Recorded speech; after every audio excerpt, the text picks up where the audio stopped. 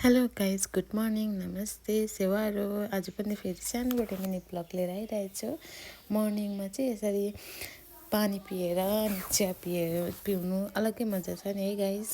जाडोमा यसरी तातो चिया पिउनु सुरुप अनि आज चाहिँ म उता सिलगढी एनजेपी जान आँटेको नि त, बाहिर जान आँटेको थिएँ।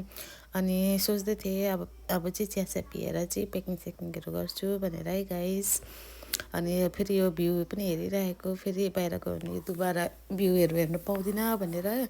उता त यस्तो नजारा हुँदैन हो, जाडो पनि हुँदैन, गर्मी हुन्छ। अनि अहिले चाहिँ म प्याकिङहरू गर्दैछु है गाइज, जानुको लागि। प्याकिङहरू गरिसकेँ, आधी अलमोस्ट गरिसकेको छु। अब चाहिँ प्याकिङ भइसक्यो मेरो हो गाइज, प्याकिङ भएर पनि रेडी भयो मेरो। अहिले चाहिँ म भाइलाई बोलाएर म चाहिँ अब निस्केको स्कुटीमा हो गाइज।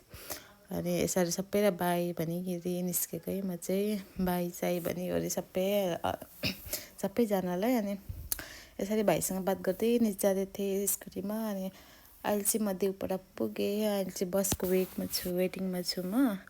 अनि यो चाहिँ निकाल्नु कोसिस गर्दा निस्केन, नङले पुरा डिस्टर्ब दियो गाइस। अनि यतिकै छोडिदिएँ मैले। अनि यसलाई चाहिँ म यतिकै राखेँ अनि पुरा बसको वेट गरेँ। अहिलेसम्म आउन आँटेन, पुरा टाइम लाग्यो बस आउनु। अनि यत्तिकै उभिराखेँ, यत्तिकै हेर्दै घाम लागिरहेको थियो। अनि गर्मी लागेर चाहिँ म उतापट्टि बस्नु निस्केँ होइन।